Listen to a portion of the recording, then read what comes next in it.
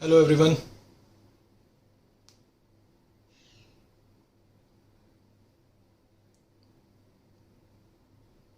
Tanvi, can you see me? Can you hear me? I can see you live.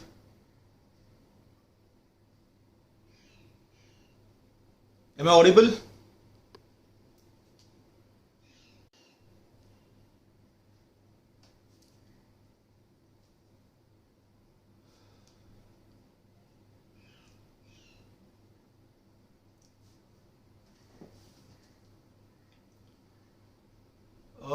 I can read your comments. Hi. Aslisha, I saw you. Hi. Can you hear me? Okay, yes, I'm audible. Hi. Welcome everyone. I'm so thankful to you for the previous response. The topic of core activation, I'm very happy about it. And before any delay, let's get into today's topic. So, as I mentioned in my story about training philosophy and the biomechanics, let's get into it. This particular principle called training philosophy, it has really helped me a lot. What I mean by that training philosophy is why before how. And that why before how is pretty simple. So, before you do anything, or before you figure out how to do things, it's about knowing why you do it. So philosophy is the mother of all sciences. In fact, the greatest philosophers in the world, they all believed in that before you start learning about pure sciences, you should know why you are learning it.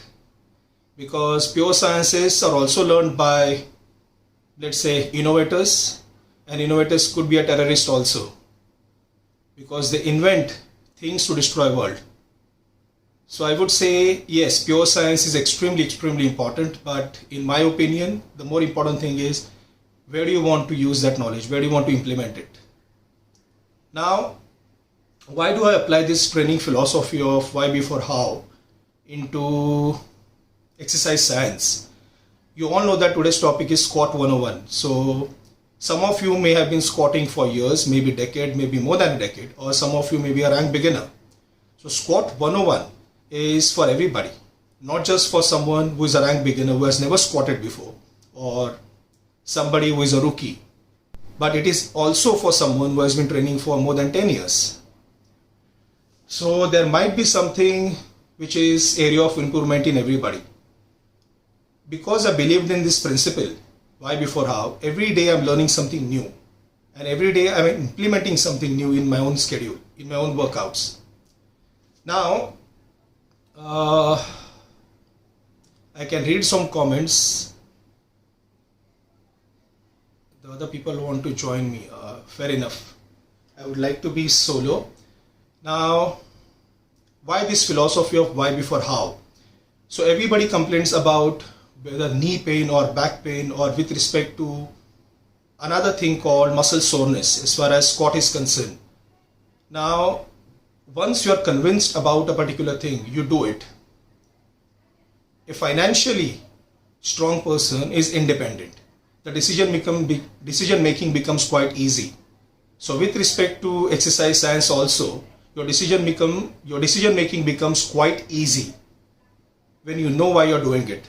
So why do I squat, or why am I starting with squat as an exercise as far as biomechanics are concerned? Because that's the foundation of your fitness. The very reason that we all want to be fit, so that we remain functional, we remain active till our last breath. Like I said, that financially independent person is extremely free. Similarly, when it comes to being physically independent, you are not dependent for anybody. You are not dependent on anybody for petty tasks. I have seen some elderly citizens, even when they want to get off this couch, they have to be dependent on someone else. I'm pretty sure that there might be something, might be really affecting to their self-esteem. So the very basic reason why everybody should develop muscular strength, and with respect to squat, why that is called as the father of all exercise, and that's purely because of we don't want to be dependent on someone else, even just to get off the couch, use the loo and come back. So the things just don't start with getting off the floor, even climbing steps. There are people who have given up their flats or probably apartments who are probably on second or third floor. They cannot climb stories, so they have shifted places. They cannot sit down properly, they cannot sit cross-legged, they cannot use Indian toilet. And I'm pretty sure that is quite disheartening. Now, here comes that's called locomotion. The very reason that a fit person should squat, or rather the one who doesn't squat cannot be termed as a fit person. Because if you cannot locomote from one place to the another, you're not a fit person. So we all are bipeds. We are a species who are standing on two legs. Now this particular action of taking from one place to another, that's called locomotion, is needed for running, it's needed for climbing steps. Even if you want to enjoy something as close to your heart like trekking, enjoying nature, going on the hills, mountains, you don't stand on hands. So it isn't about having coconut shaped shoulders or big arms or impressive forearms. It's about having strong lower extremity. That's your foundation. So once I convince myself that to be able to stand on my feet tall, erect, pain-free, I should squat. Not because I wish to compete as a powerlifter who wish to lift probably 3 times, 4 times than his body weight. It's simply to be independent.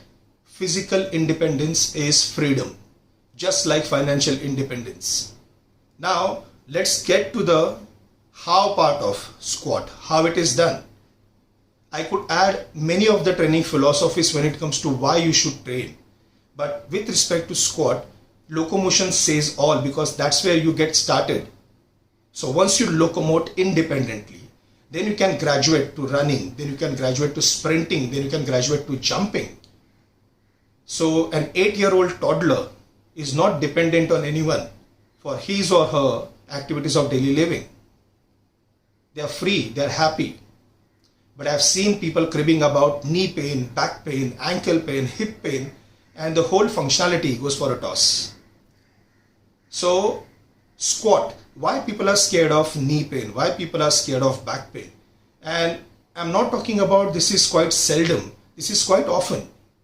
So about, I would say, I don't like to specify numbers, but let's say about 1 in 3 person, 1 in 3 always talks about I'm scared of squat because it hurts my knee.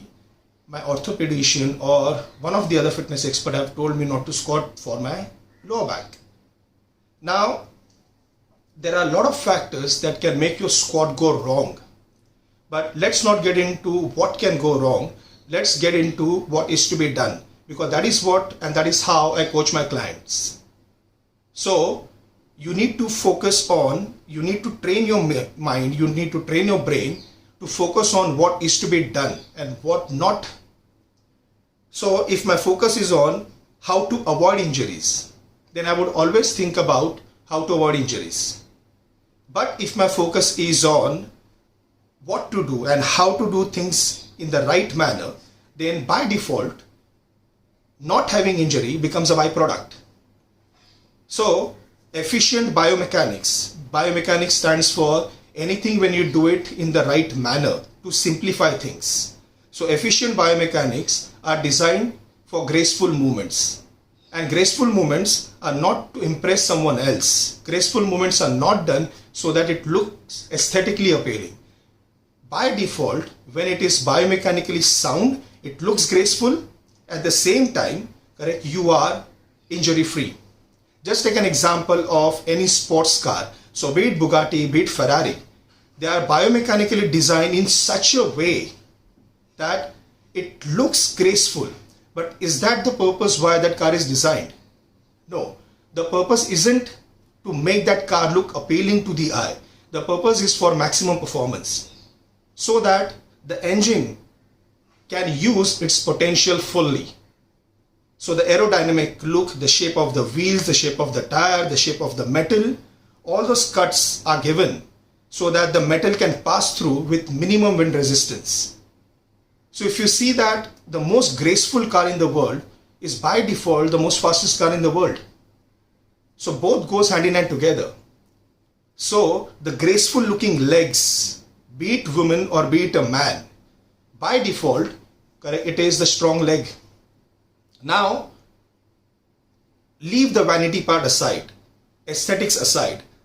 Let's talk about how you can simply stand. So when I talk about biomechanics, to get into how to do squat, squat is a simple task of sitting down and getting up. I repeat, it's a simple task of sitting down and getting up, but I would like to add one more thing. Sitting down and getting up without losing balance. So it's a task of efficient mobility, at the same time efficient stability. Now with respect to the second part, efficient stability, we did speak about core stabilization through diaphragmatic breathing. So once this entire core, once this entire abdomen cavity is filled with air, your torso is immovable, your spine and pelvic girdle is rock solid. And when they are rock solid, when you squat down and stand up, the movement would occur around 3 joints. So I would like to specify those 3 joints. Let me set my camera. Yes. Yes, I'm quite visible. So the active movement when it comes to squat, sitting down and getting up, this would happen around the hip joint and the knee joint. And yes, there is also an action around the ankle joint. So this all 3 joints, the part of the lower extremities, they are involved, they are engaged. Now why did I say the hip and knee joint is actively involved? The ankle joint, the foot doesn't leave the floor. So as we start moving across hip and knee, the ankle movement happens passively. It happens by default. So that simply means that the action of squat is not around the spine. The action is simply around the hip joint, the knee joint actively, and the ankle joint will move passively. But before we decide how to squat down, before we decide how to sit down, let's learn how to activate our foundation.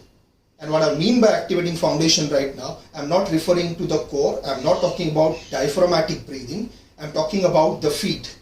I hope you all can see my feet. Now, the space, the distance between your heels and the positioning of the toes, be it positioning of the toes being straight or positioning of the toes being wide, that is slightly pointed out. The whole setup is called as the stance, the way you stand.